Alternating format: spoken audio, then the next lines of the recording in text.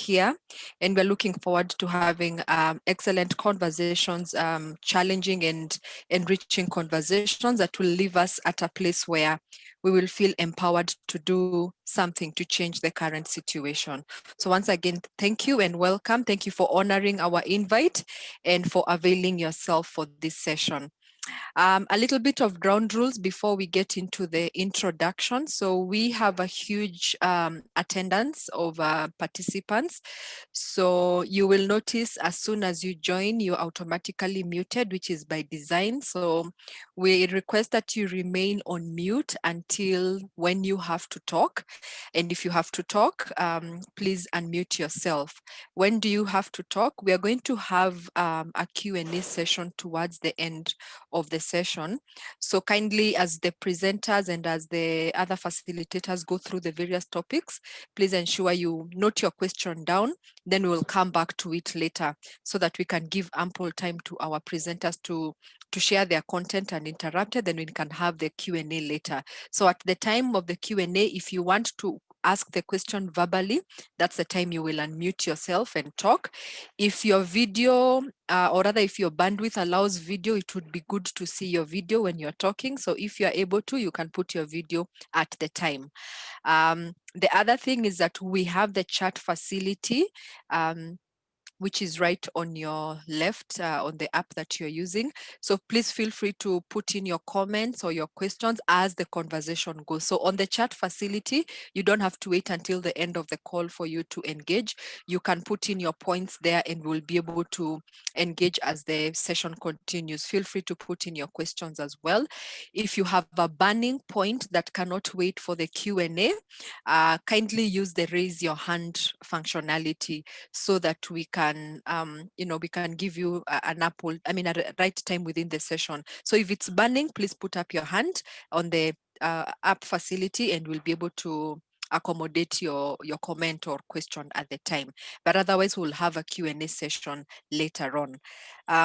Last but not least, if there's some bit of unclarity with a certain speaker or the audio is having a problem, kindly put in a comment on the chat facility so that we can try and find out whether it is a speaker only or it is your side only, so that we can ensure we are all moving together. So great, thank you so much. Once again, welcome to this World Toilet Day, facilitated and hosted by Wow Moms Kenya. I will do a brief introduction of why we are here, who we are, and what we are going to do. And if my able colleagues can share the screen, you could just give us the flyer for the day so that we can do that as an introduction. But what is World Toilet Day as that continues? 19th November every year is a day that is celebrated worldwide, or commemorated, not really celebrated, commemorated worldwide, to acknowledge the issues related to proper sanitation globally. So different years, different themes. So this year's theme is about inclusion, inclusivity, and the current situation we are dealing with is that we have a statistics of about 4.2 billion people in the world who have no access to poor sanitation. So we as Wow Mom, and I will introduce Wow Mom briefly, we at Wow Mom this year would like to focus on inclusivity of children in toilet matters. They are part of the 4.2 billion population that have no access or do not have good access to proper sanitation. And so today's agenda, which forms why we set up this session, is to create that awareness of the global status, then create the awareness of our Kenya or country's status, and then highlight things that we can do in the various capacities we are in to ensure that there is more inclusivity and that we give children a decent sanitation process. And that then cues me to what or who are we as Wow Mom. So Wow Mom is a social enterprise that advocates for children-friendly cities around the world. Our bigger objective is around the world, but our current focus is in Kenya. And when we talk about children friendly facilities, it is all about amenities to ensure that children grow and thrive in the right environment. So this year's focus, or the next 2 years focus, is going to be so much on sanitation, and that is why commemorating this day was important. But we also focus on other child-friendly topics, like empowering the caregivers on basic nutrition issues, basic care at home, first aid, education, intentional education, and all that. So Wow Mom really focuses on all matters concerning creating child-friendly cities. And we work very closely with policy influencers, policy makers, to ensure that all decisions that are made structurally, socially, physically, materially, and all aspects are inclusive of children, so that we can then give children the right environment. And so Wow Mom, one of our founders is going to be expounding more on Wow Moms, but that is really what Wow Mom is all about. We have many other activities that we have engaged in since the foundation of Wow Mom, and that will be expounded later. But today we just want to focus and create more awareness on what we can do to ensure that we are including our children, or children's concerns and matters are well considered in the sanitation process. With that, I will introduce to you briefly, although they will later on come and expound on the introduction. We will not be doing this conversation on our own as Wow Moms. We have collaborators, we have partners, we have good team members that we are trying to advocate this this kind of message and program with. And one of our panelists, we have a panelist of about 5 people.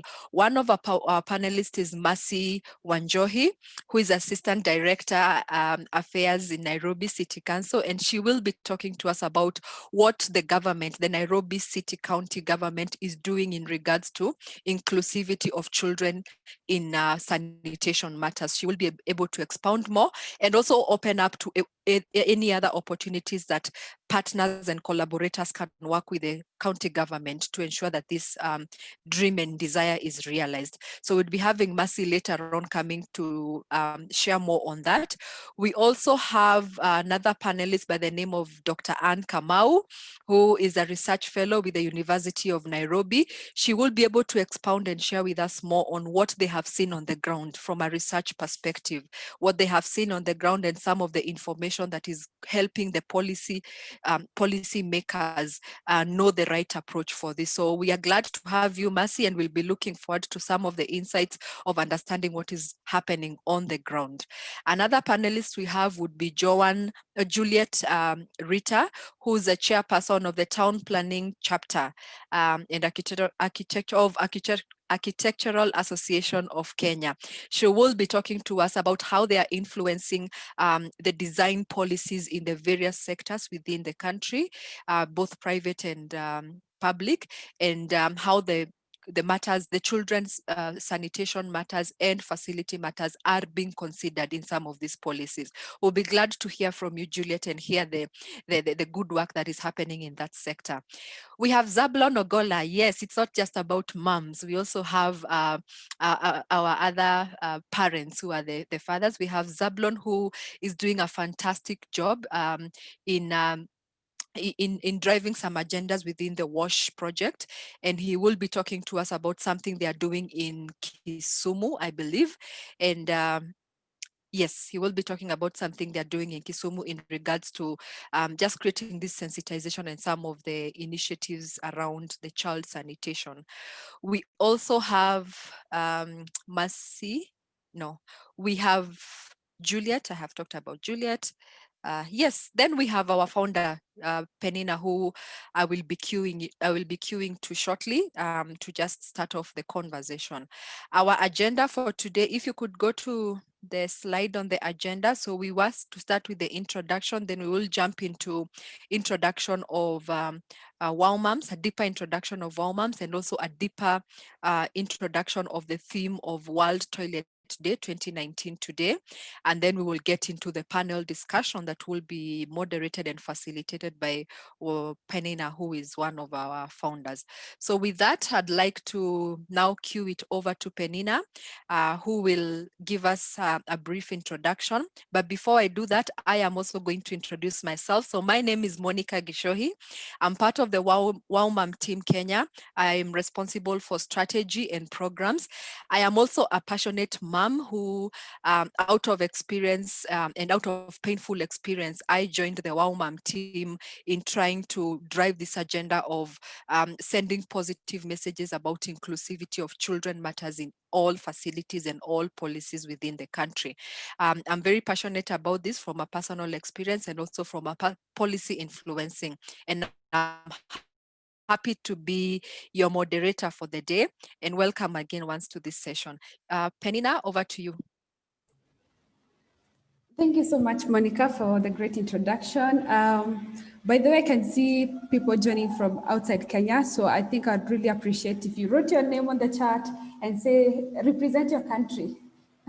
Represent your country. Let's see who is here and from where, and thank you so much for joining us. We are really grateful to have you today. Monica has done a very good job on introducing Wow Mom and what we've been up to. And I don't know whether I really need to go back so much into that because she has done an excellent job. But basically, Wow Mom was founded in 2018. Let me share my screen. Yeah, and after I became a mom, that's when I realized parenting is not a joke, and it doesn't come with a manual. And I really wanted to have my tribe, women and other parents that we could talk to, engage and share the challenges of parenting. And we did that by blogging, writing blog posts on the website, Wow Mom Kenya. You can check our website out. And after that, we started organizing workshops for breastfeeding, for weaning, complementary feeding. We do first aid training. We are grateful for our great partners like St. John's Ambulance, who have really worked with us through this journey. And of course, we also have, we participate in policies like Monica mentioned. We do a lot of research, and actually that's why you're here today, to present to you one of our research that we've been doing on baby changing facilities. And of course, we always have fun at the end of the day. It's always good to really celebrate. So I'm really grateful to you. And like Monica mentioned, we want to just make sure that our children are growing in cities, in areas that they can thrive in, that their needs, children have unique needs, and we want to ensure that their needs are well met and articulated, and they are put in the tables of decision makers. That's really what we are looking forward to. So I'll just take to you through our case study that we did in Nairobi, and actually how this project started. It was out of my own experience. I decided to use a matatu to go visit my parents in Thika. And I have a 3-year-old daughter. She's called Maria. And what happened that day, on my way to along the way to Nairobi, to the Nairobi CBD, so that I can pick my matatu to go home, Maria decided to poop, and they never say when they want to do it. And I was so stranded because I'm in the middle of traffic. I do not know what to do. I'm not in a private car where I can easily do it at that time, and it became very uncomfortable for her. So what I decided to, at that time, I was like, okay, I don't know where to do it, to change her baby, her diapers in Nairobi CBD. You know how congested it is. I did not know of one convenient place. And my stage is actually at Konja Fire Station. And luckily, I remembered I had gone to one of the cafes, the CJ restaurant in CBD. So when I alighted there, I walked all the way to CJ's restaurant, and I had to buy coffee for like 200 Kenya shillings, so that I can at least take advantage of that time to be able to change my baby. And that got me wondering, how many women in Nairobi cannot afford that 200 shillings to change their baby? And what will they actually do in that situation? And also now came to realize, when you go to church and you go to events, what are some of those issues that normal women like me actually experience in their cities? And in my line of work, I decided to really push for this idea. And I remember at that point I was working on a project in Nyeri. And I remember making a very strong case for, justifying why we actually need to have baby changing facilities. But it actually took me 30 minutes to justify to the government officials why we actually need to provide baby changing facilities, because to them it was a very big unit that is very expensive, require a lot of, tendering and all that. But basically, it's because those things are not really existing, and because women are not giving. Okay, women are not speaking sometimes because they do not know where to share their needs, or to to take their opinions. So after that, I decided, okay, you know what, we need to do something, and that's why we decided to do this survey. We created a survey on a survey monkey. That was like our main data collection methodology. And the lucky thing is that with this data, it covered the whole of Kenya, but we mostly focused on Nairobi. And we did a lot of interviews with the city county, key informant interviews. We did mapping. We mapped all the public toilets within Nairobi, and I'll be presenting some of those findings here. We also talked with some of the public toilet operators. We just wanted to find out, are these facilities actually existing? If they are, how is the condition, and what are, is there space that can be used to, articulate or to reticulate the baby changing units? So I'll just take you briefly some of the findings that we got during our surveys. And we wanted to find out, how often do parents travel with their babies? This was very important to me because I'm that kind of mom who have to really think before I travel with my baby. Where am I going to go with her? Will I get all the facilities that she needs? Is she going to be safe? Will she have space to play? Because you cannot contain a toddler for more than 30 minutes holding them. They want to run around and explore. So from our research, most parents travel with their children occasionally, of course, because baby chat, going to hospitals and all that. So the places that the most frequent is actually supermarkets, the malls, and something that was very interesting for me was the 7% of the parks. And as an urban planner, I was just concerned that most of our children are not accessing parks. And why? Like in Nairobi, you have a number of parks. You have Tifanti Gardens, you have Uhuru Park, you have Central Park. And I also came to realize those parks are not very child friendly. And why do you have 21% of women actually preferring malls? Of course, in the malls, you'll find baby changing facilities. And that's not just baby changing facilities, but you'll find a lot of play facilities that the children need. So of course, as a parent, and I included, it's easier for me to go with my baby to a shopping mall where I know she'll be able to get a variety of play facilities, rather than a park where, we have a very big smoking zone like Jivanji, and a lot of, there's no dedicated space for children to play. So that's another area that we'll be doing more, revitalizing our parks to make them more child friendly.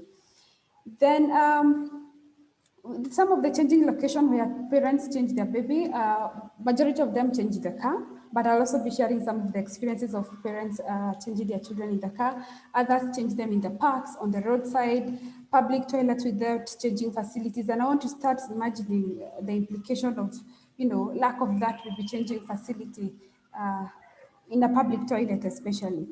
Then only 4% actually have changed their babies in a safe and in a clean public toilet. And all these facilities are all in the mall. So again, as you can see from our statistics, 62% of women in Nairobi have actually never used a baby changing station. And the 38 that have used a baby changing station, all that has actually happened in a shopping mall. So that tells you that in the public entities, we are not providing this. And that's why maybe a lot of parents will flock into the malls. So providing some of those facilities in your business, it's actually good for you'll attract more parents, and that's more customers for you. So we asked the women to share some of their worst experiences in changing their children in public, and as you can see, even in hospitals. And what caught my attention is how women are actually lectured. When you change your baby in public spaces, people think that you're doing something really bad. And you don't have a choice. Your baby has swallowed the diaper, they're not going to continue being uncomfortable, and you have to do what you have to do as a mom. But now, even in hospitals, especially the public hospitals, they do not have that designated place for for parents caregivers to change their babies. So they will be ridiculed. And then sometimes you can see another lady here was told, do not change them in this location. Then you are like, okay, what am I supposed to do? The baby has done it, so what am I supposed to do? That just shows that even in hospitals, we need to provide those facilities. Another interesting area in matatus, these are just direct, I just extracted them from the responses that the women give. So what got my, again, there's that ridicule of parents changing their children. Again, the discomfort of you have to first of all shield your baby. You're worried about, disposing that diaper. You have to carry it around you. And then again, it is not very comfortable. Again, at least right now, because of COVID-19, at least there's some space in the matatus because of social distancing. But on normal occasions, the matatus are always fully packed. So you can imagine you have to really strategize on how to change your baby in a matatu. And again, in the bus stations, we have toilets in the bus stations, but again, they do not have that. And I know you can imagine you're traveling with your child for long distances. Let's say, like for Christmas, you're going to the village to visit your parents, and you're not able to access baby changing facilities. So we need to ensure that we provide some of these facilities. Now in the car, as you saw, most of us do it in the car. But it is not comfortable. You have to carry that diaper home because you do not have designated place to dispose that diaper. That's number one.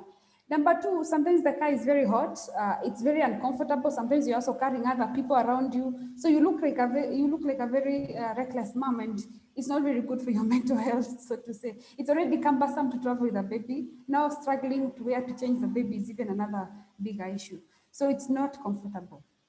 Then even now, let's go to the public toilet, which was very fascinating. And I have walked across all the public toilets in Nairobi, one by one. And I used to ask the attendants, if a mom comes here and they have a baby they want to change, what do you do to them? And all of them will tell me, there are some tanks outside, at least nearly all the public toilets in Nairobi, they have some tanks outside. And so you'll be told, you spread a carton box there and then change your baby. Number one, it's dusty, it's dirty, it's under scorching sun, it's noisy, it's messy, it's outside, so there's that exposure. And then after that, one of actually my most concerning area when I was doing the interview, we were not, the attendants do not allow caregivers to dispose their diapers in the public toilets. Why? Because diapers are bulky. And because diapers are bulky, they take up a lot of space. That means they have to keep emptying, emptying the bins. And for them, that is an extra cost, But one thing that they all agree is that having baby changing facilities in their latrine, in their toilets, will actually attract more female clients. So it's actually something that they would want to explore, but it's just not something that is existing at the moment.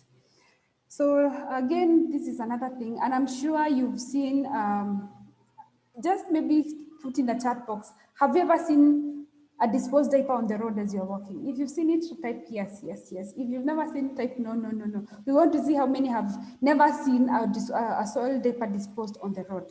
And why we have this is because we are not providing proper disposal facilities. Number one, you're in a matatu, you've been forced to change there, you will not go with a stinking thing. Then as a parent, you're like, okay, I've managed to change my baby very fast, maybe before the passengers boarded, but I'm not going to continue struggling to carry, a soiled poop that is stinking around and people run away from me and look like a very reckless mom. So you're forced to actually just throw it on the road, which is not healthy. Number one, 1 gram of poo contains over 1 million viruses that can transmit germs. And again, even the campaign that we are talking about today, when children are exposed to those germs, because they are the same kids that will play on the open grounds, and they're going to get exposed to some of those germs, and you'll see a lot of diarrhea, and a lot of them are actually victims of those issues. So we need to ensure that you have proper disposing facilities. Another thing, that diapers are hazardous waste. And again, they're not easily disposed. I mean, they do not decompose easily. So they're going to last there for years and years. So we need to ensure that they're properly disposed to conserve our environment. So we asked the women some of the facilities that they needed, and the number one thing, priority, was to have a baby changing station, a table, like where they can place their baby and change their baby. They have a bin to do away with your soil diaper. They need a sink to clean their hands after. Of course, this whole sanitation thing is after you poop, you have to wash your hands. Failure to that, you're going to start consuming that germs, and that again has a health implication. Some of them requested that they need to have a chair because sometimes having a chair will make you comfortable. Sometimes people want to take advantage of that time to breastfeed. And they wouldn't mind to have like, baby products, for example, diapers and serviettes provided in the next to changing station. So these are just some of the areas where they have provided, and I'll state that most of these facilities are actually private. This is a Diani Reef Hotel in Mombasa, in Diani, sorry. And I love this because they have provided a whole code. They have written some instruction on how you're going to do it. They provide like a very clean sheet. Once you change your baby, you remove that one and put it in a bin. It was a very nice setup, a very big room, private. But this is big and could be expensive, but for big restaurant, this is a very ideal way of doing it. Kisumu International Airport is another. I actually love Kisumu International Airport because there are like three. I've seen three changing. It's not a very big airport like Nairobi, but they have three baby changing stations. It makes it very convenient for moms. I really like Kisumu for that. On that. But JKIA domestic flights, they have not provided some of those facilities and become very chaotic. And later on, I'm going to share a slide by Joanne. I don't know that she has managed to join us. She was supposed to join us, but she has a meeting, but I'm going to find out. I'll share some of our experience at JKA International Airport. This is another example. This is in Sarit Center, well done. Baby changing station, as in, again, they come in variety of sizes, shapes, and all that, depending on the space that you have. This is when it is open, this is when it is closed. As you can see, it's just something simple that is fixed on the wall, and it makes a lot of difference. This is in CJ. So this is where I actually ran away to take advantage during my audio when I was changing my baby. So this is where I used, this is CJ's restaurant. Very nice, but again, this is usually in the female toilet. Sometimes dads travel with their children. So when dads travel with their children, what do? So we need to ensure that these facilities are also provided in the male toilets. This is in Nyeri. Don't mind the quality of the photo, but I was so fascinated by this in Nyeri. This facility is actually in Whispers Park, which is a park within Nyeri town.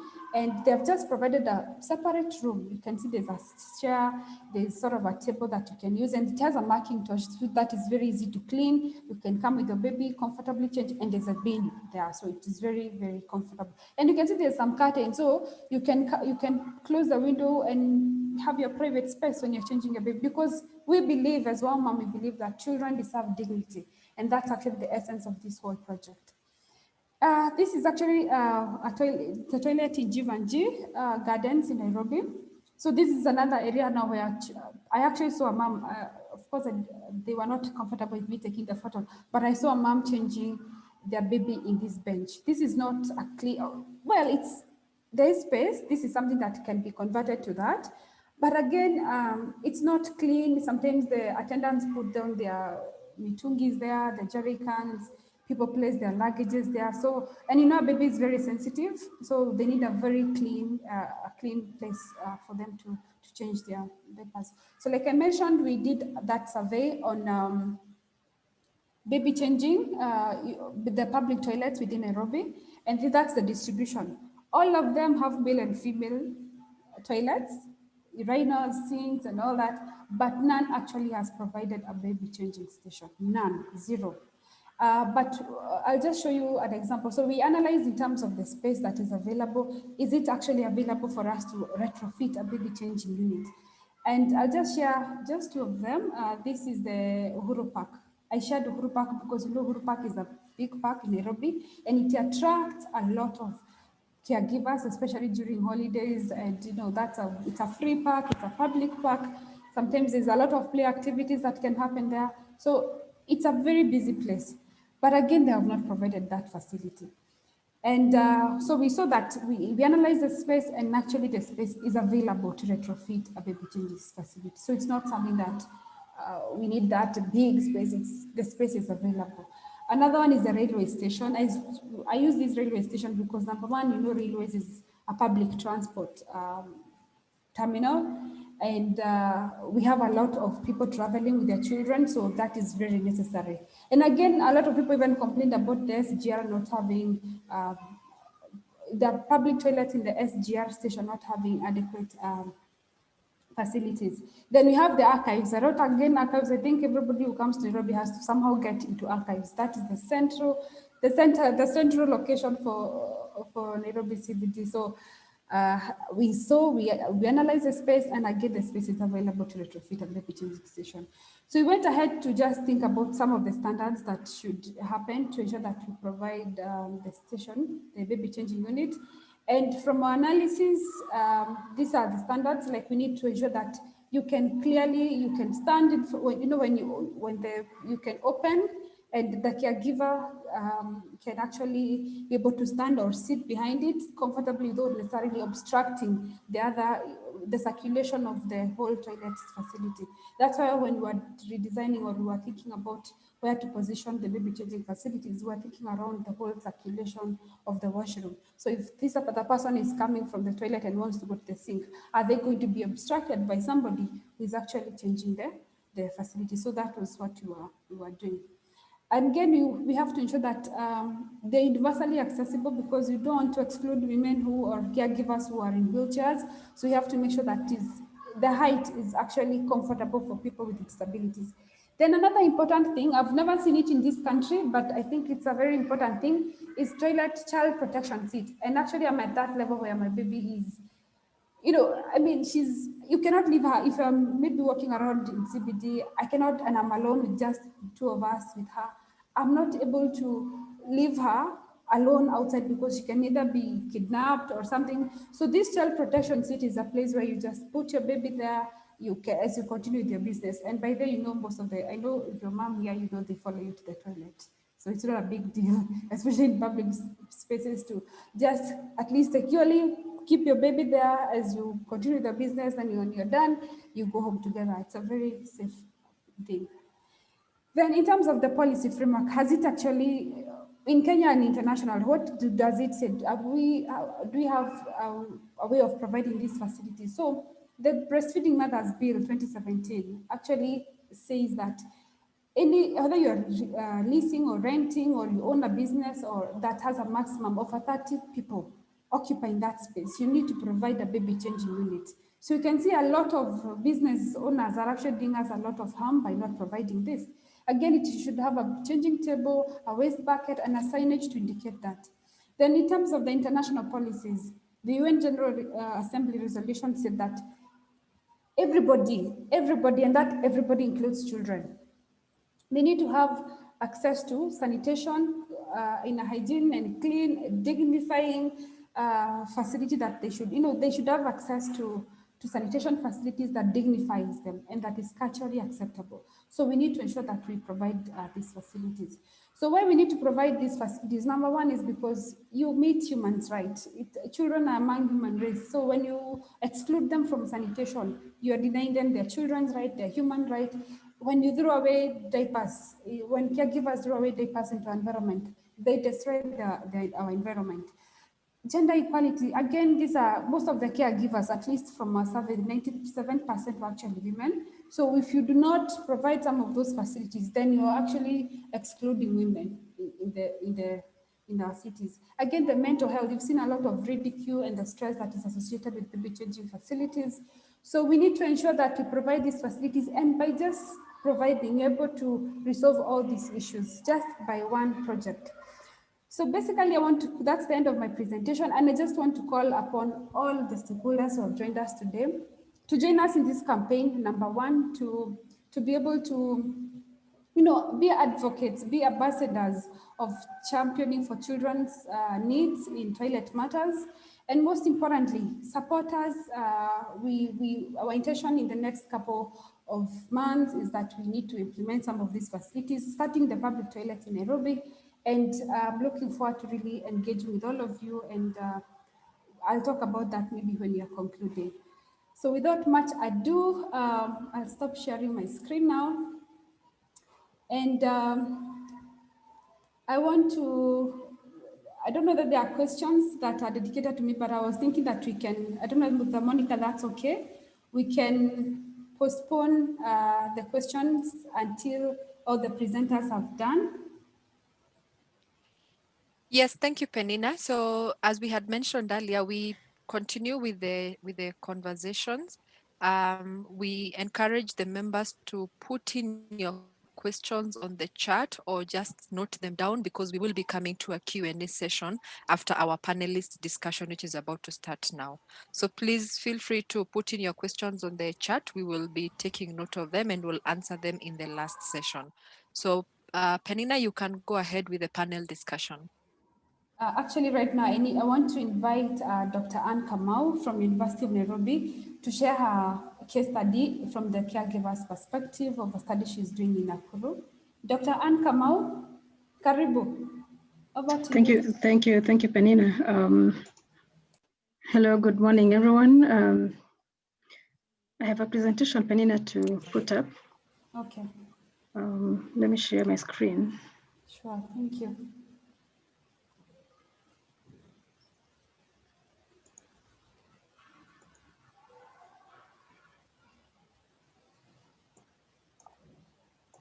Please let me know if it's visible on your end. Yes, we can see it. Yes, we can see it. Thank you. Let me just put it on Full screen. Full screen. Yeah, presentation. Yeah. Just that my side it's.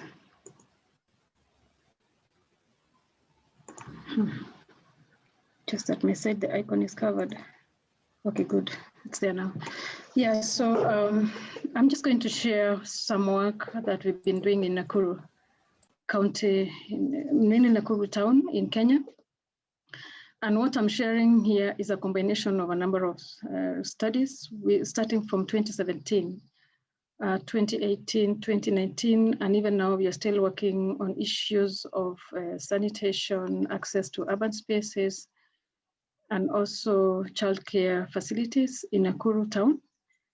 Our main focus are the caregivers, and not really the caregivers as such, taking a slightly different dimension from what Penina has shared. Is really focusing on the informal sector working mothers.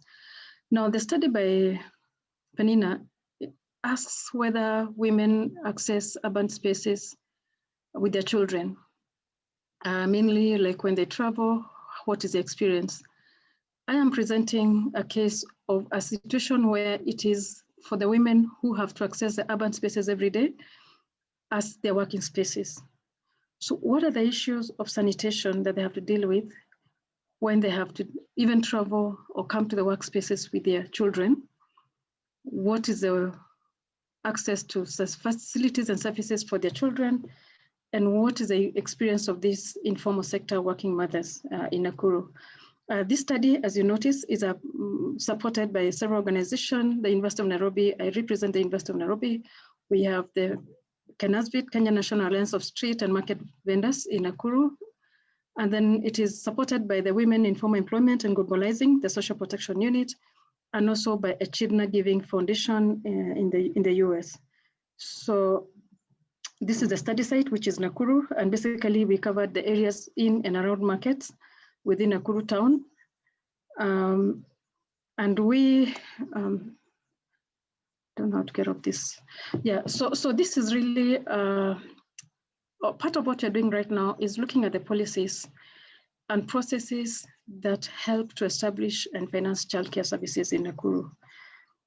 So part of the work that we've done is we talked to 72 women who are informal economy or informal sector workers in 7 sites in Nakuru. And this also included women with disability, and in particular also women who are deaf. And we also talked to a number of key informants within the county government and also national government, represent government and national government, and also some that within Nakuru, like the APDK. So we talked to a number of them. So in total, so from what we found in the most current study, which is also reflects also what we found in the earlier studies, is that most of the women in the informal economy are married, as a few of them are single, and all others are divorced or separated. So if you put that others, you see the population of the women who are single, and most of them are young. So we are talking about young women who are still in their reproductive age. So, and therefore they have multiple roles, first of taking care of their families, of taking care of their children, and also work. They have to come to work to take care of their families. So we wanted to know then, do they have children aged between 0 and 5 years? Because that was our target population, and that was, so we only targeted this age, women, these children in this age group. But what we wanted to know then, in what age are these children? Because this has implications for how we plan for childcare facilities. So we found that most of them, 74%, have children aged between 0 and 3 years. Of course, no one is 0 years, but between 1 and 3 years from birth. And about 46% children between 4 and 5 years. So this basically means we need to look at what kind of childcare facilities are available in order to take care of children beyond age between 0 and 3 years. These are the ones four should actually be from 3 to above 3 years.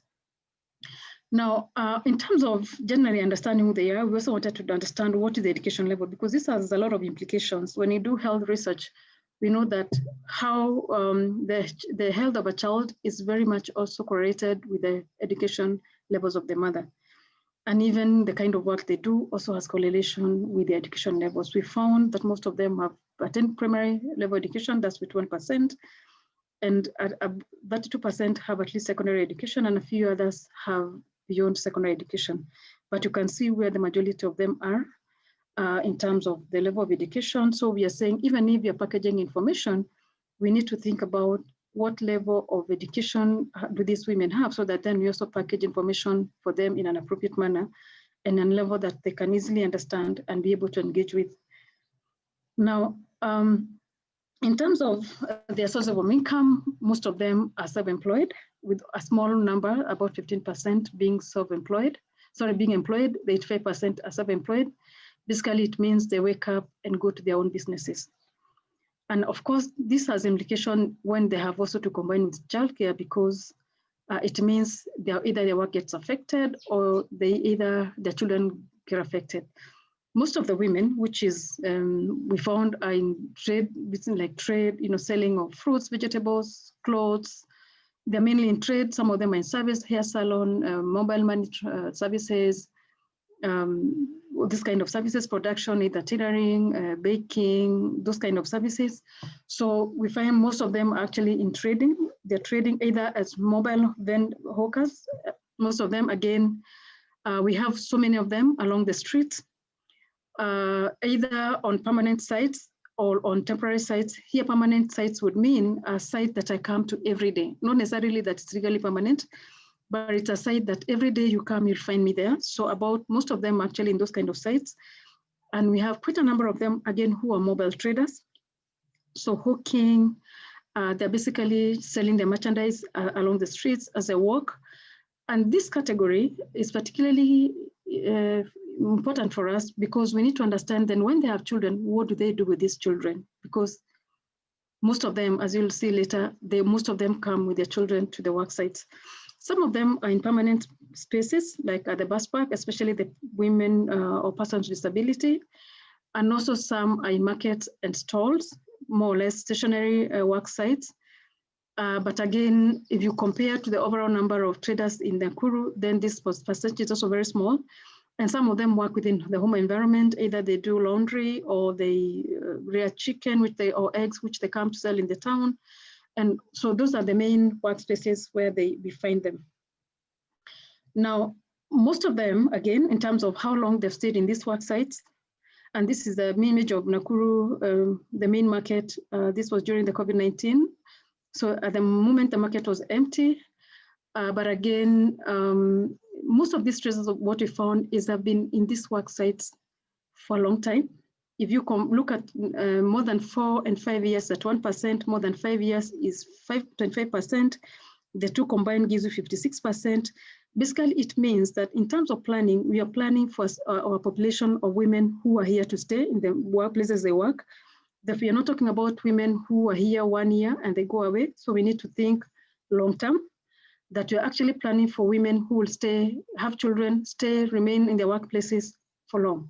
And if you look at the data also, which I don't have here, I'm not presenting here. Also, when you look at even the kind of work they do, almost the same kind of statistics we're getting for how long they've remained in this kind of work they do. So they're likely to be doing the same jobs for a long period of time. So then we wanted to know then, given that these are the women that we have, they're young, in reproductive health age, they are likely to be staying in Nakuru for a long time, do the same work. So do we have child care facilities for these women within and around the markets of Nakuru? We checked with the Department of Education, we checked the children's services, we checked with the social services, but basically what we find, there's no real data, there's no reliable data on the child care services that are available in Nakuru. What we know is that there's an effort now to move them from the Ministry of Education to the Social Services Department for better coordination and also for formalization. But so we only were able to identify a list of 13, but of these 13, 6 of them were what we considered could be considered to be registered, but note that only all of them are focusing on the 3 years and above. Remember that over 70% of our women have children between 1 and 3 years. So what happens to the women who have children between 1 and 3 years, yet even the available formal early childhood centers actually focus on the 3 years and above, mainly because they're within the education system. So there's none for the below 3 years so far. However, what we found then, there's a real gap in terms of service provision or childcare facilities for women. And what you see these images is the adaptation that women have had to deal with. They come with their children to work and they have to work with them. Or like you see the baby cot, this child normally she would sleep in the baby cot when she needs to take a rest. Some put their children in cartons, some put their children in crates, like the ones for bread crates. So there's a lot of adaptation. Some carry their children to work with them all the day, so the child is on the back if they're young, and that is also very tiring. So these are the ways women have to navigate how they stay with their children in the work sites. So then you ask yourself, if they have to change their children again, if they have to take care of the needs of their children, then how do they deal with this again? So again, this is another example of how women handle the childcare issues. 49% bring their children to work sites. So nearly 50% actually, nearly half the women actually bring their children to work sites. Some of them leave their children with their relatives, and some of them with a neighbor. And some of them also with the fellow traders, especially the mobile traders, the ones who are hawking. Most of them leave their children at the shops. They talk nicely to the people who have shops and ask them to take care of their children and call them when the child wakes up to come and feed them. And a number of them, as much as they're not formal daycare centers which will take care of children, a number of them also leave their children in informal daycare centers that have zero standards. I would say no standards at all, because we went to some of those centers, and are also not regulated by the government at all, although Nakuru is making an effort to try and regulate them. But again, this is a situation that women have to find themselves in. So in terms of the challenges they face, then coming down to the theme of today is that most of them cited the challenges of dealing with the weather conditions, rain and sun, and this has implications for child health. The fact that they get rained on when they're out there in the open, or the sun is too much even for the children. They worry about children's safety in and around the markets. They also have to think about how they balance between childcare and work. And there's also lots of customers, because when they, like, for example, they are going to change their baby, because what we found is that there are no real facilities near where women are trading. So sometimes they have to go to the nearest toilets to change their babies. And if you notice here in Nakuru, and I'll show this again, nearly all the facilities are privatized, toilets are privatized. So there's really none that is close to the women, and there's none that is for free. So again, it means women have to walk from their work sites to go and change their women, but that has implications for their work. They lose customers. There's also stigma, and this is also almost what now Penina is saying, in terms of breastfeeding. When a woman is breastfeeding in the market, people tend to avoid her, especially if they're selling vegetables, and especially the ones that cut vegetables. This is what they're telling us. They find that customers don't go to them because of the stigma associated with breast milk. So again, this is a big concern for the women, and it's really something that we need to deal with. Again, when it comes to the workstation and sanitation issues, we don't have work, like I already mentioned. The issue of sanitation is a key concern for these women, where they change their babies, how they change their babies, and even the cost of changing their babies, given that there are no free toilets in Nakuru. So again, this is a concern for them. And so again, back to policy, I think Penina has mentioned this a bit, so I will not go too much into this, but again, we have a number of policy guidelines which can help Nakuru and other counties to really reflect on their mandate, even as far as taking care of informal sector mothers who have to take their children to their workspaces. We have the Kenya 2017 Breastfeeding Mothers Act, which requires employers to provide mothers lactation and baby changing rooms. So the question here then we ask, then who are the employers? Would a county government be considered as an employer, considering that most of these women are self-employed, therefore would be the employers? Can they provide this for themselves? Is a question that we need to ask. We also have the 2018 Minister of Health Guidelines on securing breastfeeding-friendly environment. This is one Penina mentioned. But away from what Penina mentioned, what is stated in the document is that we need to create breastfeeding-friendly working spaces for formal and informal sector to enable mothers to combine work and breastfeeding. So this is really not a favor that we would do the women, but is actually a constitutional requirement, is a written policy, and it is part of what government, both national and county level, needs to do to ensure that women have access to safe child facilities. A number of acts which I will not go into at the moment because of time, but we know that the Constitution of Kenya is about equity and rights. It's about social justice. So then we'd ask ourselves, what is the social justice issues that we need to take care of, and especially when you think about social protection and ensuring that women earn a living without really being disrupted. We are talking about the Environmental Act, the issues that now Penina has mentioned about disposal, even of diapers and all of that, the Health Act, which I've already mentioned. Then Nakuru, of course, Nakuru County is a bit ahead because they even have their own act, which also has mentioned in terms of how they're going to establish childcare centers within Nakuru town. And we also have the Public Health and Sanitation County Bill in Nakuru, again, which is also guiding the establishment of childcare centers, because this is what Nakuru is currently moving towards. I'll just give an example of what options we might have. I'm nearly getting to the end. And this is an example of the new Ruiru market. So those of you who may have been to Ruiru, this is a new market that has been supported through the World Bank. And in this market, there's a childcare facility up on the third floor. If you see, it is a third floor building. And so the childcare facility is on the top of on the last floor.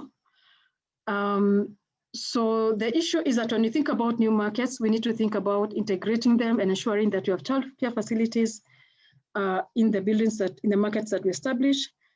Again, this again is in the new market. If you look at this image, the issue is that this market, once we get to the room, they should be child friendly. We need to look at the room and tell this is a room that can accommodate a child. And according to the Breastfeeding Act, the room should be clean and quiet. It should be private. It should be warm. It should be a warm room and well lit, that has a fridge and storage and storing facilities for express milk for mothers. Again, an important to note here is that it should not be inside a toilet. So now, when we are looking at now what Penina shared before, much of what you're seeing is, except for some of the rooms that were set aside, some of them actually inside a toilet, and this is against the policy. So we need to really ask, where are these childcare facilities stationed? Where are they located? How far are they from where the children have to be changed? So we are insisting that then if we are going to be guided by the policy which is there, then we really need to worry about the location. Again, back now to the same rural market. This image here, you can see this is our market where most of the women are. And this is where I found most of the women. On the lower market, which is for vegetables and fruits. This market here, the central one, which has a childcare facility on the third floor, is mainly left for clothes sellers, non-perishable goods. What does that mean? That means that the women have to come from this site where they're selling on the lower market and bring their children here on this up that floor market in order for them to access the childcare facilities. Now, when you look at statistics, women largely trade in the perishables. That means the location, when we think about the location of the childcare facility, because it also would then have in hand with it the toilet and sanitation facilities, then we have to worry about where do the women trade. Do we have, I didn't see any other childcare facility. Of course, we would like to say that we are really happy that Ruiru has gone this level and established this facility.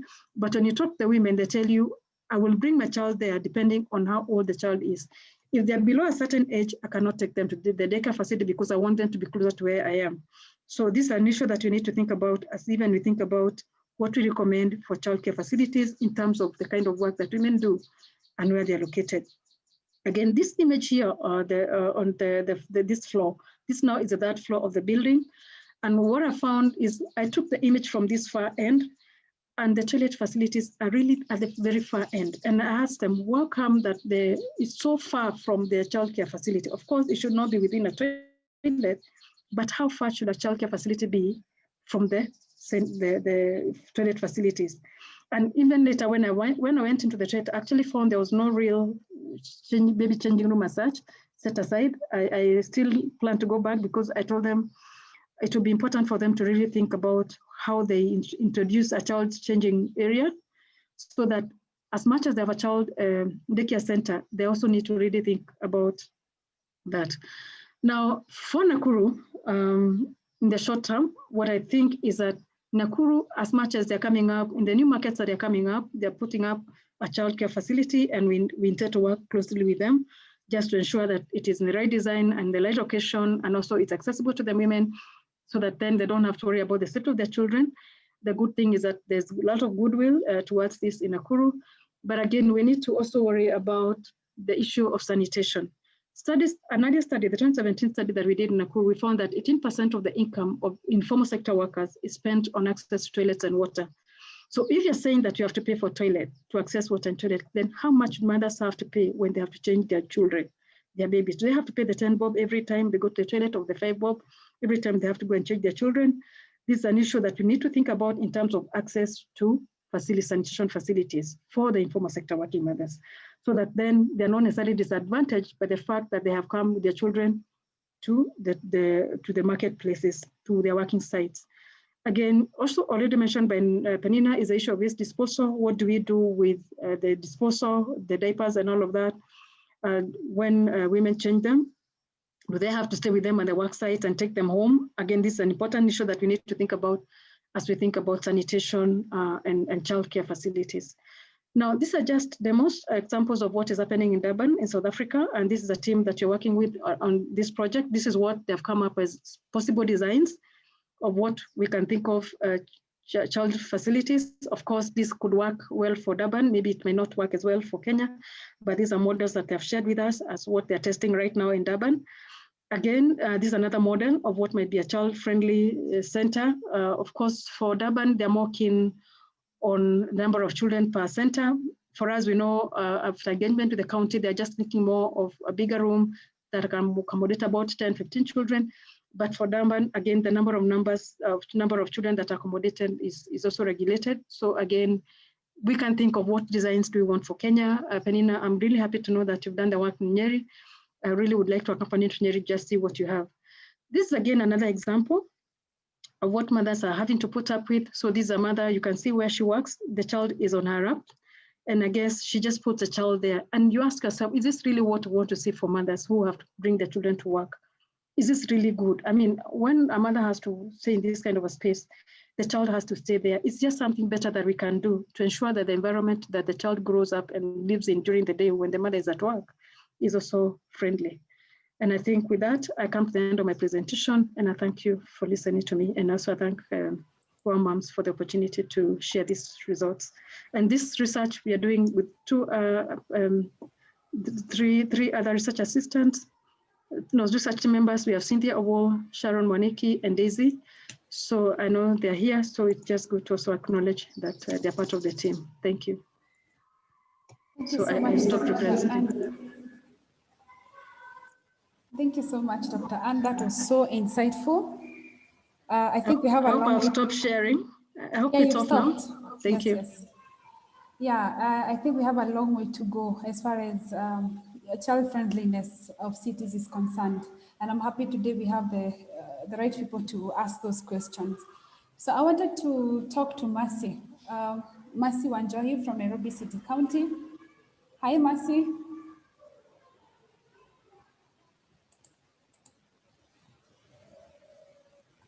Yeah, so I wanted to invite Mercy to unmute yourself, please. Welcome to today's webinar. So we wanted to find out, as a representative from Nairobi City County, you've heard what Nakuru is doing, you've seen our case study in Nairobi. So we wanted to know, what are some of the initiatives that the Nairobi City County is doing towards, ensuring that children's sanitations are well provided, and even lactation facilities like what Dr. Ann presented. Thank you very much, Penina. You make me laugh. I must say that we are not doing so much, but I know that there is a directive from the county assembly that we are supposed to put up some lactation facilities in the public places. And I know that the health sector, which now is in NMS, is doing something in some of the health facilities. From our end, I am in the gender affairs department. We are still looking for space for space at the city hall and annex to be able to do that. Actually, it's supposed to be one of our deliverables this year. We hope that the money will be available, but apart from the money, because we know we can partner with many people, we are looking for space. So you see, like now what is being shown about space being provided for on third floor. If we come to annex, for example, City Hall annex, we go up to 14th floor, where I know a lot of public come to first floor, but we have no space there. So we are hoping that the superintendent gets us space as soon as possible, because I'm sure assembly will be on our back. So we are doing something, but I know the people who are really working, but I cannot confirm how far they have gone is the health sector, because they have many mothers going to the centers. I'm sure they are doing something, but I will not be able to confirm how far they have gone. Thank you so much for that. But I'm just wondering, like from our presentation, the one we did, and even what Dr. Ann has shared, the space for some retrofitting some of those small facilities is not so big, especially for us now, because we want to push this agenda to see that at least some implementation of some of those baby changing facilities in the public toilets. Is it something that the county can be welcoming to do?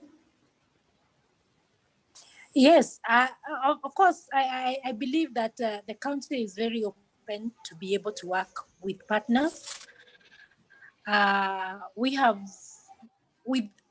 need this report that you have just shared with us, so that we say that we have something. I think what happens in most cases is we grapple with the issue of, do we have the data?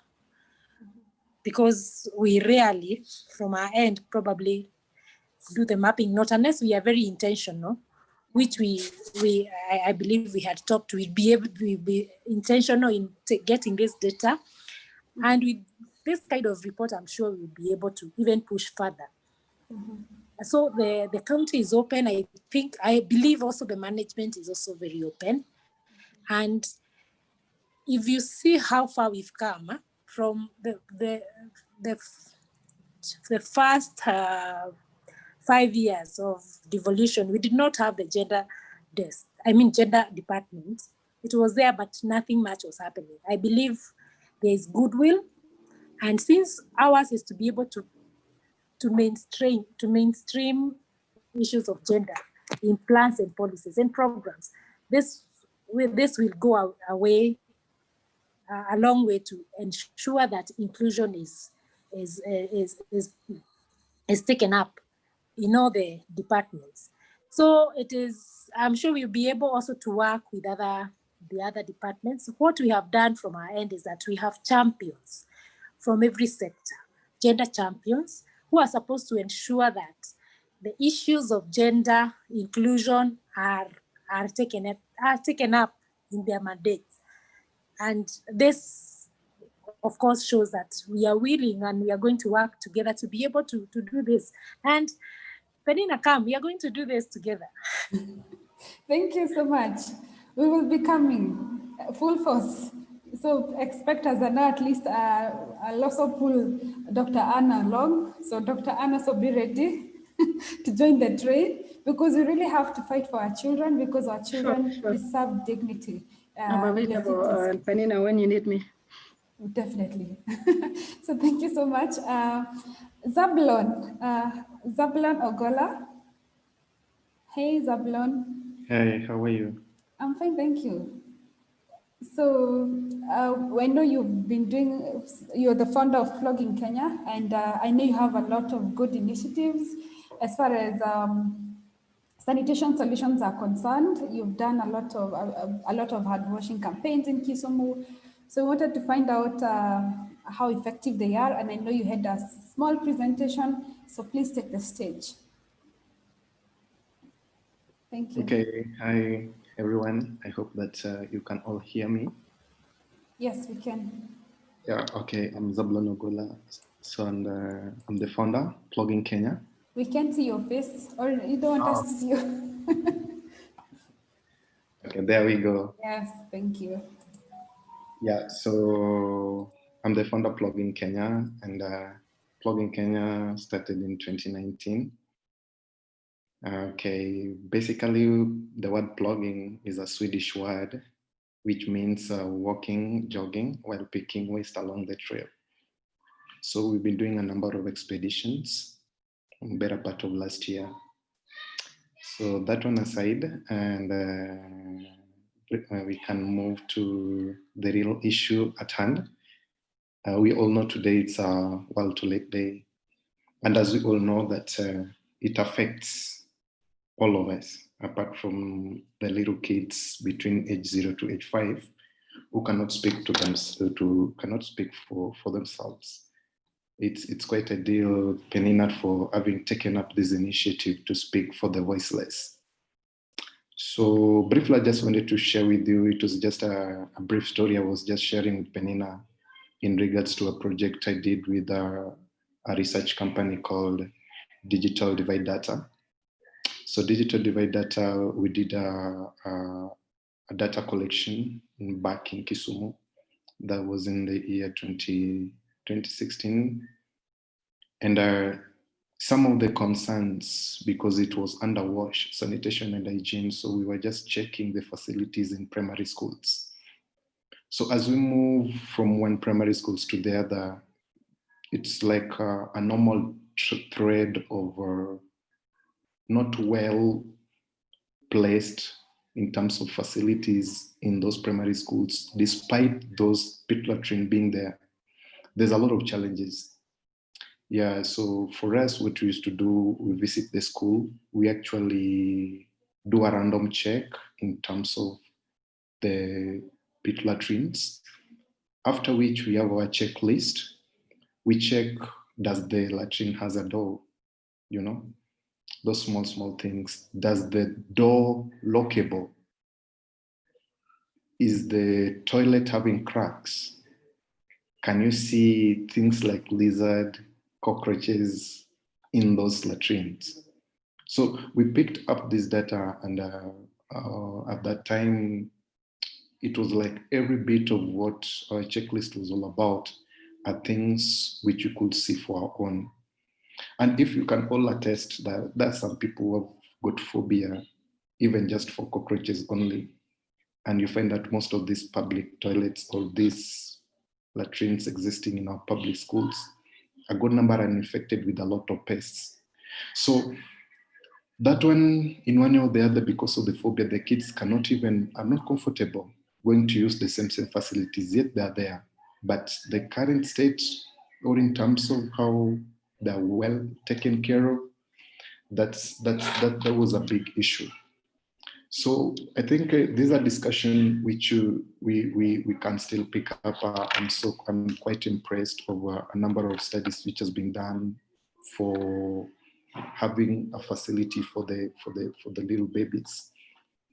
And I think we just also need to put shed a little light on also existing facilities for the age between probably 0 to 15, or for institutions of learning, both primary schools and also high schools.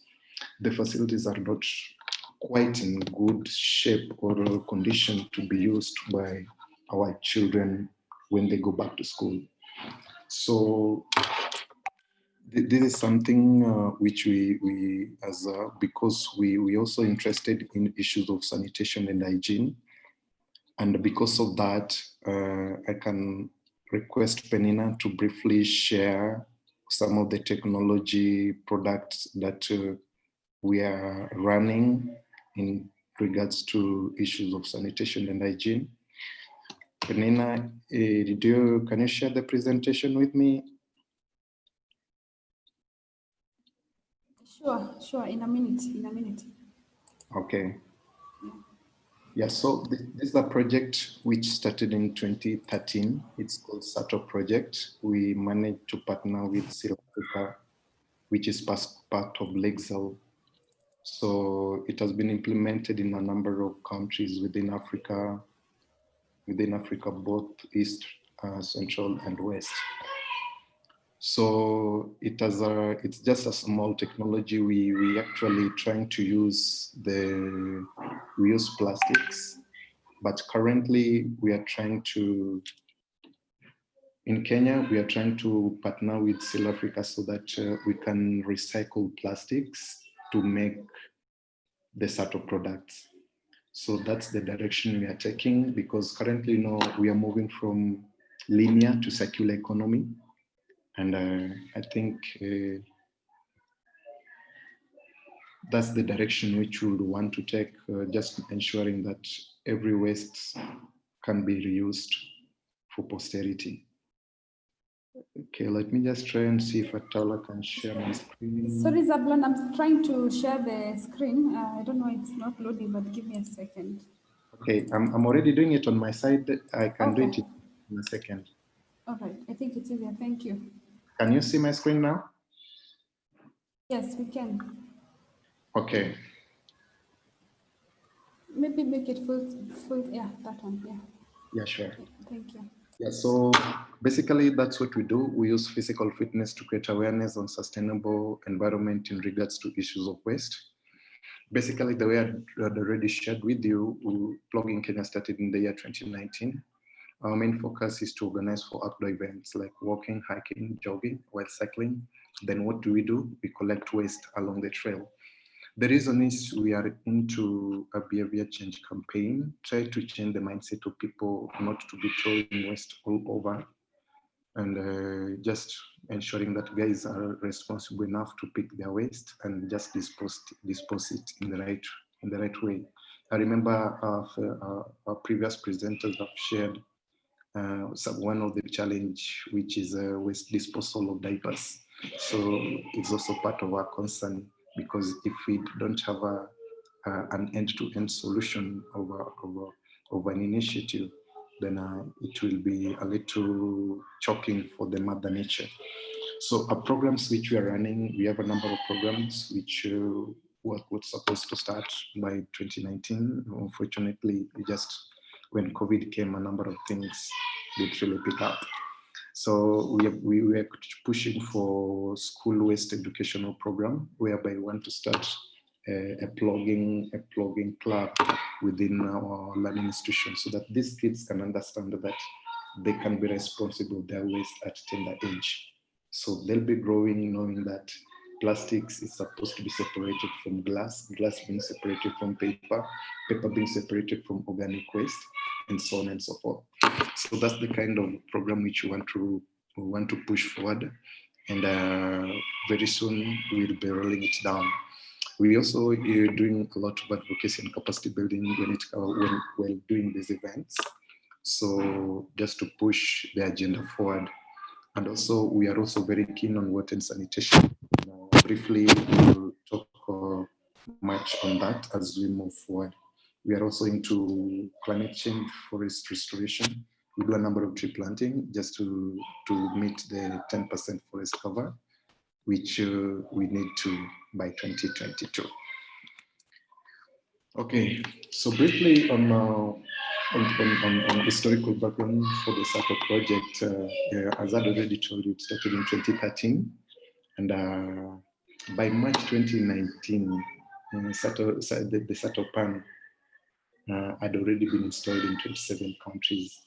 Yeah, as you can see a list there, all the way from Ghana, Somalia, Sudan, Tanzania, Vietnam, Zambia. And we also have around 12,500,000 lives, which has already been impacted with this project. In Kenya, the project was first piloted in Siaya and in Kitui, that's in 2017. Okay, some of the advantages of Sato product is that it's very easy to clean, reduces smell and flies. When you talk about reduces smell and flies, if you'll see how it's in my subsequent slides, you'll see how it's designed. It has got a flap. So when you're done, when you're already finished depositing, it automatically closes. So it doesn't allow smell to come out, neither allows flies to go in. And also it increases safety for the children, because the bowl is actually very small and nothing can actually go in. And it uses very little amount of water to clean, less than 500 ml of water to clean. And the surface is also very, very slippery. So anything being deposited can just slide inside. So you just need to use very little water to clean it up. Okay, it's very easy to install in a pit latrine. And also is also very much beneficial to the elderly. So we have a number of those sort of products, and I'll share with you. There's one which is very quite ideal for the elderly. Yeah, so there we go. On my far right, which is your far left, that's the Sato pan. That's the one we just done an installation. As you can see, the hole is closed, but it has a flap. So anything just touching the flap, it automatically opens itself. Yeah. So on the picture on the left, which will be your far right, the bigger one is the Sato stool. So we have the Sato stool, the first one, the bigger one. The one in the middle is Sato pan. Then the one on the far right is the Sato flex. So those are the products which we've partnered with South Africa. So South Africa are the manufacturers. We are coming in just to push the agenda back into the community. Then as you can see, your far left, which is your far right, is the Sato stool. Actually, this one is quite ideal for the elderly who have got issues with the back, issues with the knee. They can easily sit on it and just finish whatever they're doing. I remember back in my village, I used to see, we use the normal stool, they perforate a hole inside, and that's what they use in the toilet. Okay, it works there, but I think this one can work much more better because it doesn't also allow flies to go in, neither the smell, because it has got a flap beneath that closes automatically. So I think it's quite ideal. And as we move forward, we can discuss more and see how best can it reach other people. Then the one on the far right, which is your far left, is a Satoflex. So Satoflex has got a base to have a footrest. It's like a footrest. So that's how it can be installed. And the installation, it's very easy. And it takes like 20 to 30 minutes to understand the basics of installation. So that's one of the projects we were running at Gidima Primary School. I think is in Kiambu, and with the partners and with some masonry back. So if you can see the toilets, most of them were just having they were just normal pit latrine.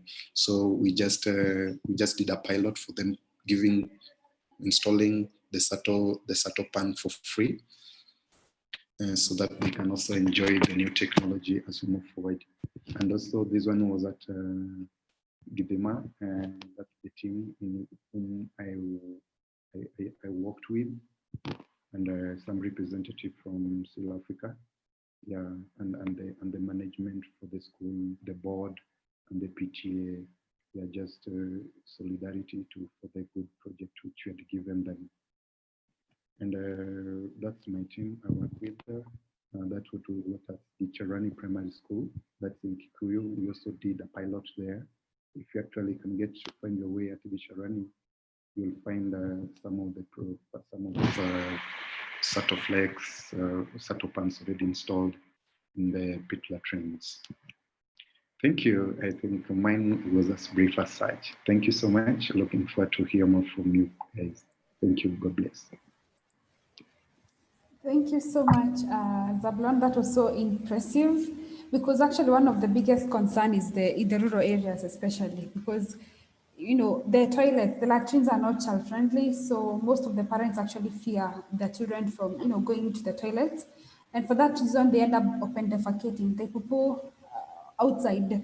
And of course, you know, that end up contaminating the water resources, and they play in the ground. So as they play, they come into contact with those pathogens, they start diarrheaing and all that. So it's very, very important to come up with such innovative solutions. And even as one mom, we've actually come up with a few designs. We will not share it now, but keep following us in our subsequent meetings, because we have a very innovative team with us we've actually come up with a very good design for baby changing station that is very ideal even for Nairobi, and actually a baby friendly latrine toilet that can actually be retrofitted, similar to what Zablon has shared.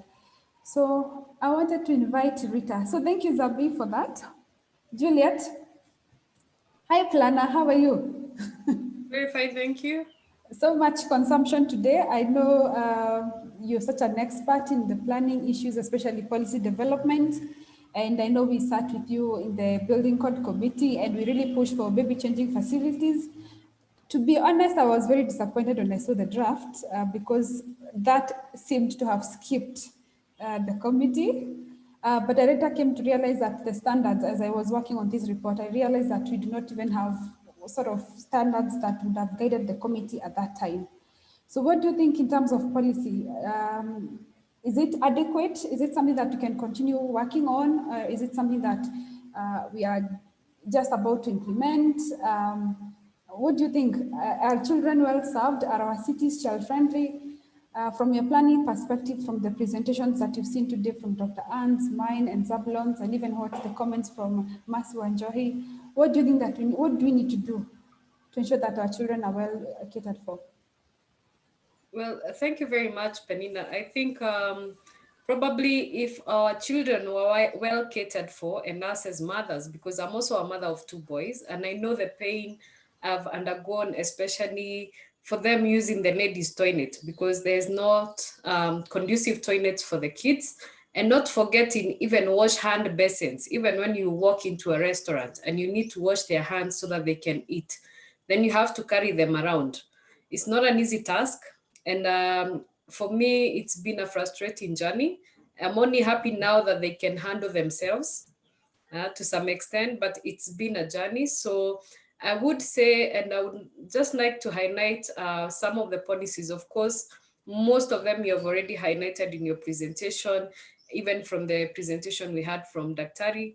She highlighted also some of the policies and the frameworks. But the key important thing to note, first of all, is I don't know how we do it in Kenya, because we always seem to have policies which are fragmented, mandates and roles which are fragmented, which is what we see in the sanitation sector. Because if you look at it, then at the national level, we have the Ministry of Water and Sanitation, we have the Ministry of Health, and we, to some extent, also this responsibility lies with the Ministry of Environment and Forestry. So we are talking of 3 ministries here, which have some sort of mandate to handle sanitation. Then you go to the devolved unit, you go to the county, and they also have their mandate to some extent. And you also go to the private sector, and they also have their mandate to some extent. But the main problem here is we've had policies, we've had plans, but no clear indication of how they're going to be implemented. We have a very good policy in terms of the water sector strategic plan, which tried at least to bring together all these stakeholders together and do something in the wash sector. But still, it's not very clear how it's going to be implemented. The sentiment again was very much echoed in the Kenya Environmental Sanitation Strategic Framework, yeah? And the key challenge again here that came out was the fragmentation in terms of the mandate and the role of implementation. So going down, you find right from the international standards. Of course, Kenya is part of the international treaties and agreements, and we are we've basically agreed to the implementation of the SDGs, of the Sustainable Development Goals. And if you go to SDG 6, it's very clear in terms of what we should do in terms of providing for clean water and sanitation. And for me here, there was very much hope, especially when the new constitution came, because right at the constitution, it is very clear in Article 43 that every person has a right to access adequate and sufficient housing and reasonable standards of sanitation. Now here is where the problem lies. We have right from the constitution talking about reasonable standards, but now you go to the acts which are supposed to give us the specific reasonable standards, and they are not there. Now you go to the counties. The counties have been given a clear role right from the constitution in part 2, where it talks of devolution. And these are the institutions which have a key role and mandate for providing us with services. But when you go to their act, actually, it's very silent in terms of providing sanitation. It talks of providing services as a whole. And then they're very elaborate in the same act in terms of talking of tariffs, how they should charge for services. But they are talking of charging of services, but they have not given us guidelines of how they are going to provide for these services, yeah? And right from all the presentations that we had, I would say from where I stand, it's very unfair to be charged for a basic service, which is not even provided for you fully. Because you're providing a service, you're providing us with toilets. We have seen very good presentations, especially on the informal sector. You're giving these women toilets, they're charged 10 shillings, but they don't even have adequate facilities to cater for all the needs that they need to cater for by using that toilet.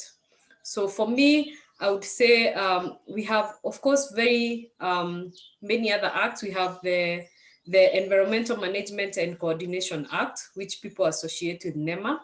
Again, this act is very enabling on how we should handle effluent. But they're talking of handling effluent, but they don't have specific standards of how we should provide for the structure that handles this effluent. They look on the tail end of the sewerage systems, on the tail end of handling and licensing of septic tanks, of the exhauster systems, but not of the provision of the structure itself.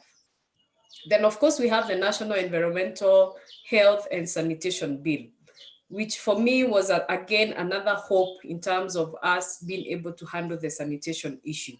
But again, this is something which is pending. Same for the Breastfeeding Mothers Bill 2017, which we talked about. Again, this is also a pending bill. So it's not an act of parliament that we can use as a legal instrument. Again, we have the Kenya National Environmental Sanitation and Hygiene Policy 2016, which is under the Ministry of Health. So again, very many policies, very disjointed in terms of exactly what they're talking to each other. And it's a missed opportunity because, as I said earlier on, it's very clear on the constitution of we should be providing sanitation within reasonable standards. But then we have missed the opportunity of highlighting and bringing out these reasonable standards. Yeah. So I think we need to go back into the main act first, because even as we go to the neginations and the policies, because if you go to the building code, this is a negination. You need something that it can be anchored for, so that we provide this standard in law, and then have these other ones providing now the specific guidelines in terms of standards. Yeah. Because even if you are pushing for such things, then we need it to be anchored in law. It's very unfortunate, especially for built environment professionals. And I hear the frustrations, even from architects, from engineers. They're like telling their clients, you should provide this, and they give you a design. But it is not required anywhere per se in law. They just say you're supposed to provide toilets. Same in the planning law. We are supposed to provide toilet facilities, but it is not clear the specific standards of these toilets. Yeah. So even if you're pushing as a professional, as an expert, you're pushing it to your clients to deliver a specific design, and it is not a mandatory in law to provide for these facilities, then it becomes very difficult to push for this client to provide for them. Of course, we know, and they should be able to understand the benefits of providing these services, because you will go to a certain restaurant with your children because you're assured you will get the facilities. Yeah. You go to a specific shopping mall because you're assured you'll get the services when you're with your children. But it is a missed opportunity that you're missing. It's an opportunity we are missing, and it is very sad to see us being pushed even by the courts for the government, the same government being pushed by court to provide toilets in the public transportation system. It's very unfortunate that in this day and era, you can travel from Nairobi to Nakuru and you will not get public toilets along the highway.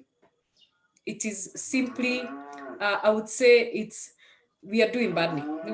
I have no word to like describe, but all the same, I would end my remarks by saying we need specific standards and policies on how to design toilets. Thank you so much. That reminds me, I think I've seen a lot of, especially school-going children when they're going for trips.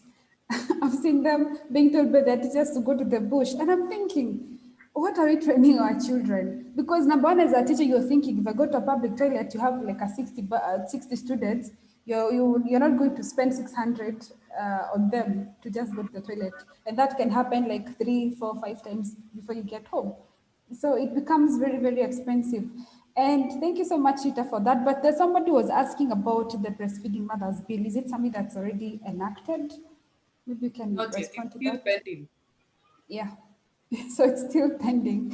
And we really want to push for it to be approved because, yeah, we are really suffering as working mothers on lactation facilities.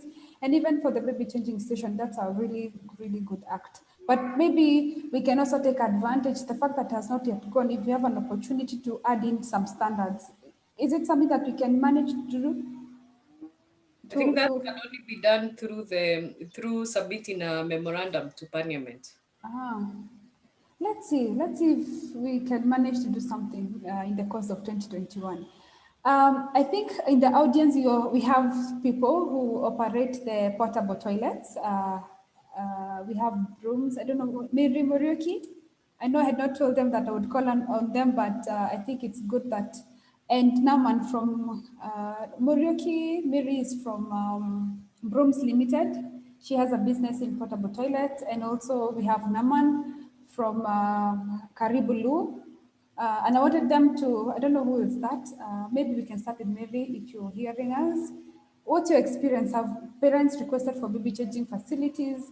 Is this something you think that there's need to provide? And what do you think that should be done? Is it something that could actually boost your business? Mary Morioki?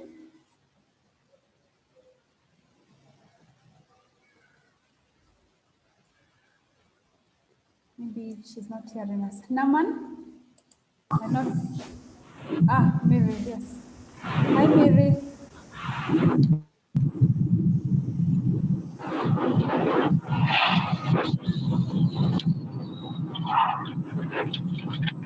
I think she has like a bit of a poor internet connection.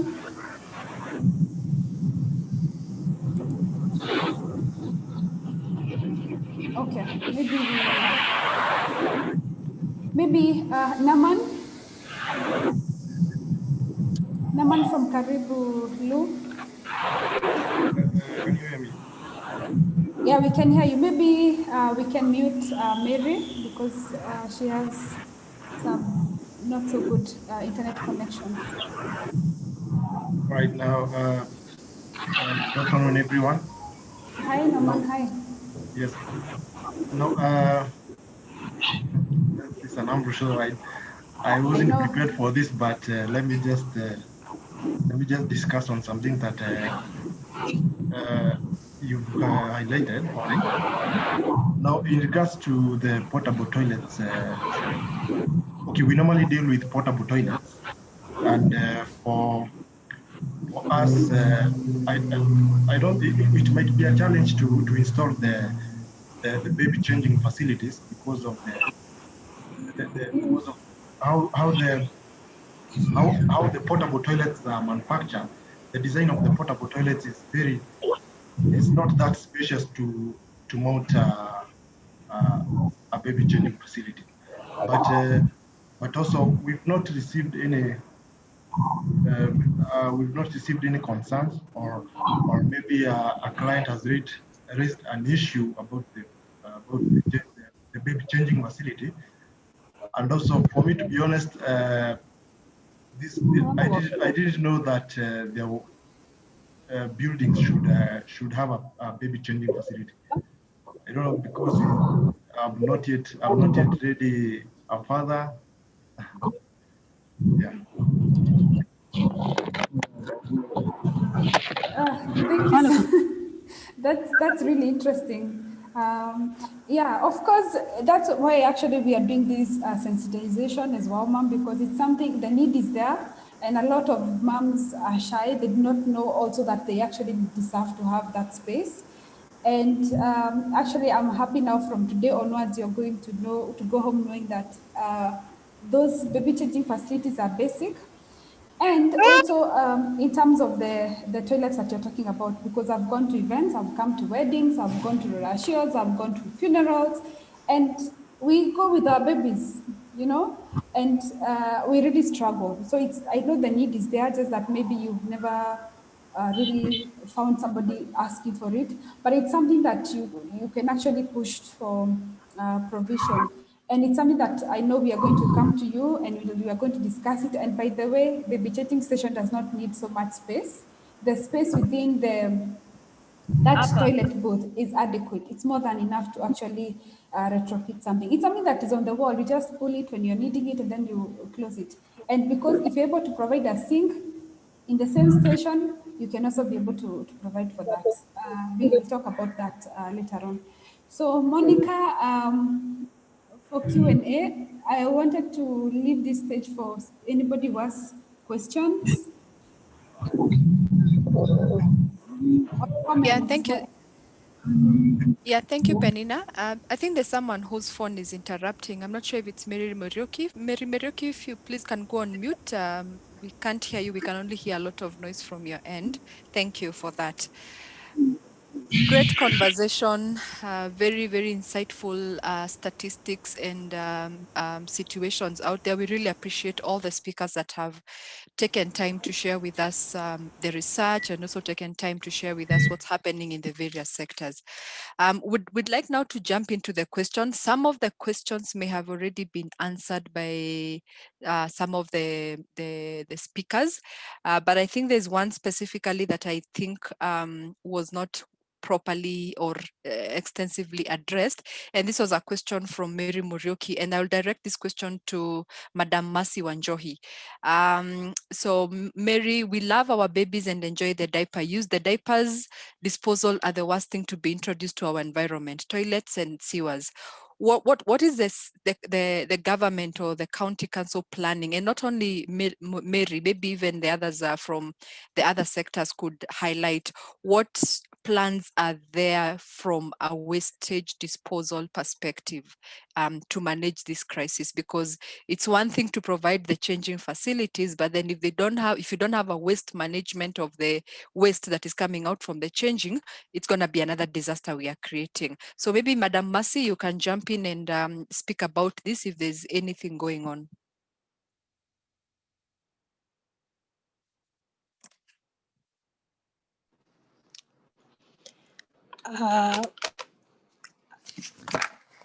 We have a sector that deals with solid waste management. Mm-hmm. I may not be able to authoritatively say whether they are doing something particularly on the issues of diapers. Maybe this is something that need probably to be checked. But I believe that this is something that it is Nairobi Metropolitan Services is doing something. So I cannot authoritatively say, but we have a sector that deals with solid waste management. Thank you, Madam Mercy. And maybe just to add on to that question, and as a follow-up to a point that you mentioned earlier, where you mentioned that the county is currently looking at spaces that are going to, be used for this kind of facilities. You also mentioned, of course, a need from a funding perspective. So is the county open to partnership and collaborators that would, jump in different kind of capacities, whether from a funding perspective or from a expertise perspective, to ensure that this work is done at the earliest, or is done to meet the need satisfactory? Is the government open for that, or is this something that is dealt with within closed doors within the county or NMS? Thank you for this question. The government is always open for partnership. We even have a department that deals with public-private partnership. But even when you want to work with a particular sector, you discuss it and you even come up with an MOU. Right now, from my end, we work with very many partners, because if you think about issues of gender, they were not being looked at by the governments, or even in issues of funding in that sector. We work with partners, and yes, the government is open to partnership. If you want to contact that sector, for instance, and then you discuss on the parameters of your engagement, and then you'll be able to work together. Yes, you're most welcome.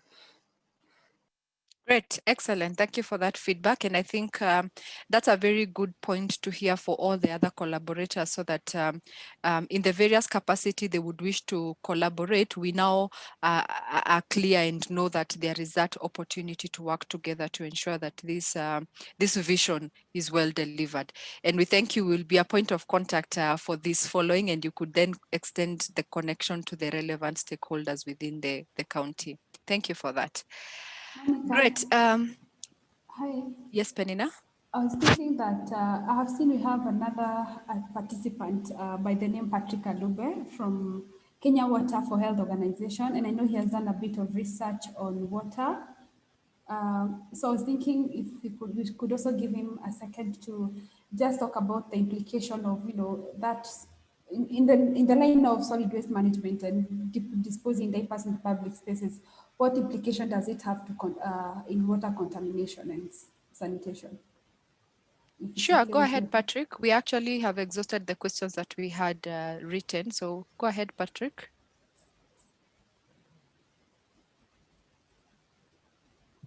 Wow, thank you. Thank you very much for the opportunity. I would request, Penina, you repeat the question again. Sorry. It's okay. Thanks. I know we met in Kisumu last year. And I know you really talked passionately about water sanitation and the contamination. I also checked through your organization, and I know you had done a topic on similar to this line of children waste and contamination of water. So I just wanted to, you talk about the implication of disposing diapers in public spaces and contamination of water and its implication to children's health and human in general. Thank you. Thank you. Sorry, I was late. I was on another webinar, and so I really got late into coming into this. But as usual, talking about contamination of our water resources, this has a very big effect in the nation, and I think this is where we are getting all the diseases, and especially when we speak about the children, waste. The children waste, sometimes it's just been dropped in Howley. Sometimes we don't care so much about it. Even them just defecating in Howley, that also has not been an issue to so many. Sometimes in other areas, they think it is harmless, but I would like just to everybody to know that feces is feces and it carries all the pathogens that it has and all the contamination that it has. And so if this gets way into our waters, already you can imagine what is happening into our waters. And that is why as an organization, when we are doing our hygiene trainings, when we are talking to the communities about it, we also have a topic of how to manage a 2-year-old feces or a 1-year-old feces, diapers, all these contaminants. We take the communities through on how to manage it, because these are some of the things that actually are really, really affecting our water. And so it's important for us to know that as we are building latrines, then let's give provision also for how to dispose this waste, because again, it will come also to MHM. How do we dispose of the towels once we have used them? And it's also the same with the diapers. How do we dispose them of? So it becomes important for us as actors that when we are designing toilets, when we are designing places where people are going maybe to put to dispose of, then it becomes very important that this is taken care of. In areas where we cannot completely let's give how to dispose them of. That becomes very important, because once it gets its way into our systems and into our water systems, then we are bound to get those waterborne diseases as usual as they are, and they are very, very expensive to treat. So that is what I would comment on that. Thank you very much. Thank you, Patrick. Yeah, thank you for your insights, even with the ambush in the short period that we've given you. Great. We have a question here that I think is a very critical one, and this one I'll direct it to a couple of people. Juliet, Penina, and maybe Dr. Ann could comment on this. This is a question from Ivy in regards to the new proposed bus terminus that is aimed at reducing congestion into the CBD. Do we know whether there is influence to ensure that changing facilities or toilet facilities are incorporated into this? Does any of you have a comment on that, whether they have been involved in these conversations or if there's an opportunity to influence? I want to thank you so much, Monika, for that, and Ivy for asking. I want to refer this question actually to Dr. Ann, because I know there's a project she's working on, socially just public transport, specifically the Desai Road project. But of course, Rita can also comment soon after. Dr. Ann? Thank you, Penina. Yes, I think this is really good. And yesterday we hosted the Kenya Transport Research Network, and we had the Nairobi Metropolitan Services with us, looking, of course, at issues of health in the county, mainly on air pollution, but also in the process we also sneaked in our issues like issues of equity and social justice. Now, with regard to the Desai Road, which is one of the main terminus that is being constructed, we have already pushed, we've already had conversations with the Nairobi Metropolitan Services and indicated to them that we need to have facilities, even for changing baby changing facilities within the terminus. And today or tomorrow, I'm going to send in the report. So I will make sure that this question goes in so that it is a point of action for the NMS. But again, we know that they have refurbished the toilet at Desai Road. What we are not sure is that they had included the baby changing facility. So we made it clear, we impressed on them that it is important to think about baby changing facilities, but not just there, but this is something that we need to do across the board, across all the toilets. So I will make sure that the one that has been mentioned here, the CBD one, also gets into the report before we submit it, so that it's already on what we are submitted to NMS. But I think the whole issue of toilet and sanitation and the public transport sector is a really bad one, in the sense that it is disadvantages even the workers themselves.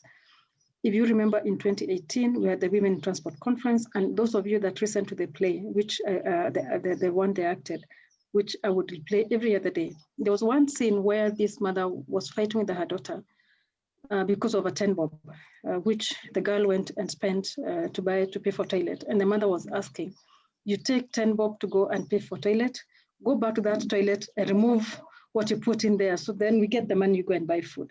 So it's not just an issue of access, it's an issue of mental health, it's an issue of violence, even conflict within the families, how we spend resources. It's really, think of a pregnant woman, how many days, even before she gets that baby, does she need to use a toilet? If this woman is in the informal economy, at the minimum, she will go to the toilet 5 times a day, on the minimum. So 5 times, maybe 5 or maybe even 10. So how much is just that pregnancy alone in terms of accessing toilet facilities? How much does that cost? So it's really an issue that we need to deal with as citizens, and ask the government that this is not something that they need to be capitalizing on. Public facilities should not be an enterprise. This should be service that should be shared, given to the public. So let me stop it there, and maybe because of time, but those are my comments. Great. Yeah, thank you so much, Dr. Ann, for that, and for the questions.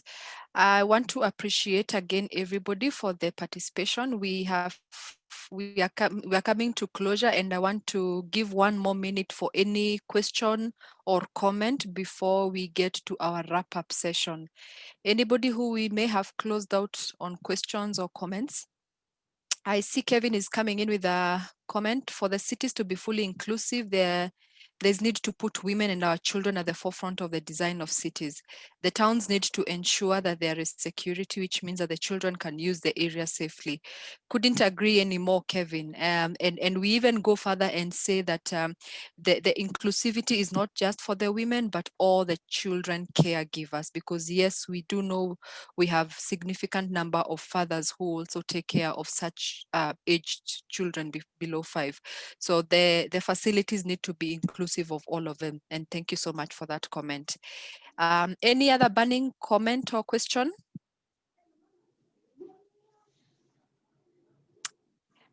If none, then thank you so much again, once again, for your conversation and communication. There are quite a lot of, so Victor, you had asked the question earlier about whether the bill has been enacted, and I think you are referring to the breastfeeding bill, and Juliet Rita did answer that and said that it is yet to be enacted. So it has been tabled, but yet to be enacted. So I hope that answers the question. So some of the takeouts and summary that I want to just touch on before I hand it over to Penina is we are hearing there's quite a lot of complementary work going on out there. So Dr. Ann did share on the research that is happening happening with the women in the informal sector. So definitely this is an area that we not that we ignored it, no, but this was a second phase and a future phase, and that's why it's good to see that there are complementary teams also working on that, because all of us, the objective is to ensure that there is decency and dignity for our children and the caregivers of the children. So great work on the complementary work, and would be open to do more collaboration and drive more of these conversations. We also hear that there is need for influencing these policies at the various level, at the county level, at the national government level, and even at ministry level. So for those that are sitting in this kind of positions, we open up the challenge and say, how can we influence this more in the various capacities that we are at? And then finally, to the caregivers, which I think all of us fall into that space at one point or the other. We wear the heart of a caregiver, either it's your child or it's your niece or your relative, is within the facilities that we have and within what we have. Could we please ensure that we provide our children with the dignity that we can whenever we can, even with the minimal facilities? And where you're able to influence that in educating the children or educating the caregivers or the service providers, please ensure that this awareness continues running. And the small initiatives that we can do, we have had a lot of work that is happening on very cost efficient facilities that we could work on. Let's identify areas where we can influence this. So thank you so much for that. And with that, I'll hand it over to Penina for the final wrap up and the takeouts. Thank you. Thank you so much, Monica. Thank you so much, everybody, for joining us. And I think you've actually talked, you've mentioned most of the things that we had prepared on takeout. So first of all, I want everybody to be an ambassador for children. Whether you're not, I think whether you're not a parent yet, you have a niece, you have a nephew, you have a neighbor, and these issues are issues that affect all of us. So please, number one, be an ambassador of change. Please speak that in every toilet that is provided, we need to think about the children. Secondly, like we've mentioned, this is a project we are so passionate about, and we really want to push this forward. And we are looking forward to partnering with as many as all of you. So kindly join us.